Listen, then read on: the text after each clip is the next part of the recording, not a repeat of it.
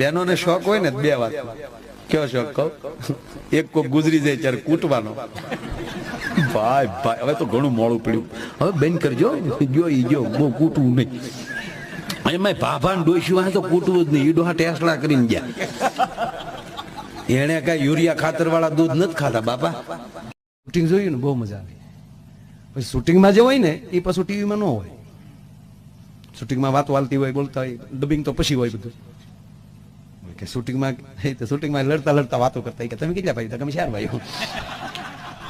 શું કરો ત્યાં? 2 વાંદરા છે ને 2 રાક્ષસ થયા. પગાર શું છે? રોજના 50 રૂપિયા લેખે નક્કી કર્યું છે. જમવાનું તક જનરલ રસોડા જમી લઈએ, હોવાનું તક સામે ગાડલે હોઈ જાય. તારી પાસે કઈ માણેક સંત કેવું કે છે? પણ ઓલો ફૂલ પી ગયો, બહારથી પોલીસ વાળા ભાઈને બોલાય કે આને કયો ને કે એ કહે સાહેબ સોરી મત દેવા આવ્યો હતો. એ કે દઈ દે ને કે યાદ કરું છું ગઈ રાતે મને કઈ પાર્ટી વાળાએ પાયો. લે એ રેવાજો. અત્યારના છોકરા તો ભાગશાળીના પોપડા છે. આ બધાને જોઈએ ને તો રાજી થાય કે હું પૂન કર્યા છે આ ટાઈમે પધાર્યા. કેટલું ભણો? 5મું ભણે. અમે તમારી જવડા હતા પહેલું ભણતા. પૂછો જાઓ, વડીલો બેઠા. આશી જન્મ તારીખ ગોચી કવડાસી એ નક્કી નથી થતું. આ તો નિહાળે મોકલ્યા તેથી 5 વર્ષના.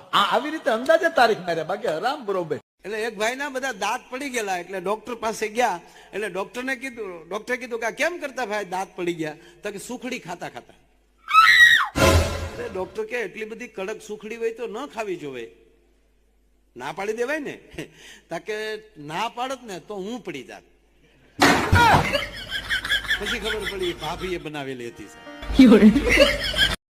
એટલે પેલા ખબર આપણે ગામડામાં આપણું ડેલી હોય અથવા તો દરવાજો હોય ત્યાં બહાર ઓટો રાખતા, અને મહેમાન આવ્યા ને એ ઓટે બેઠા બેઠા પાણીનો લોટો અને દાંતણ, ઓટે બેઠા બેઠા દાંતણ કરતા.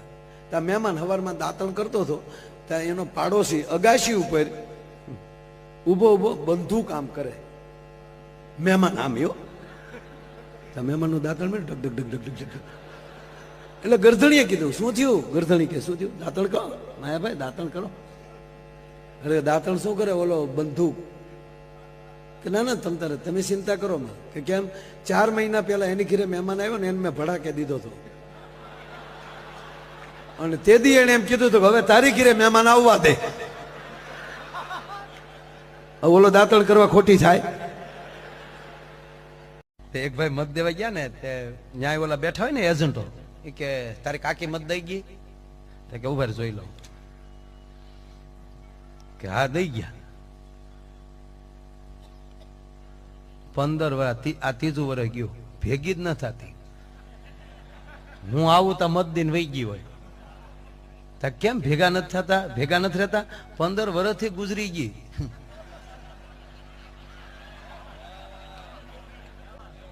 અને હું આવું તો એમ કે હમણાં જ કાકી મત દઈ ગયા. ઈ કોણ આવીને દઈ જાય છે? એને પોતો આ 10 વર્ષે કાકી થાય છે કોણ?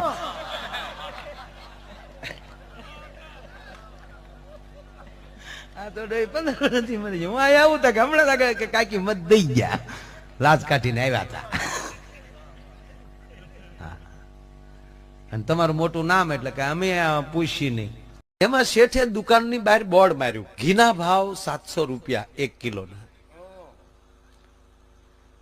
એટલે સામે મોલ વાળો હતો ને, એને લખ્યું ઘીના ભાવ 600 રૂપિયા ઘી અહીંથી મળશે. શેઠે શું કર્યું ખબર? પાછું બીજેથી બોર્ડ બદલાઈ નાખ્યું, ઘીના ભાવ 500 રૂપિયા 1 કિલોના. તા તો ઓલા મોલ વાળાએ કીધું 500 રૂપિયા 400 રૂપિયા ઘી અહીંથી મળશે. શેઠે બીજેથી બોર્ડ માર્યું 300 રૂપિયા ઘીના 1 કિલોના. તા તો ઓલે કીધું 200 રૂપિયામાં ઘી અહીંથી મળશે. એક જણે આવીને શેઠને કીધું જૂના સવો ટળી જાઓ, નાના માણા, ઓલો મોટી કંપનીનો મોલ છે એને વાંધો નહીં આવે, આની સામે હરીફાઈમાં ન પડાય. તો શેઠે ઓલાને પગથી માથા સુધી જોઈ લીધો અને પછી કીધું કોને કીધું હું હરીફાઈ કરું? તાકે આ તમે જોવો ને આ બોર્ડ રોજ બદલાવો. તાકે હું બોર્ડ જ બદલાવું, ઘી હું ક્યાં રાખું?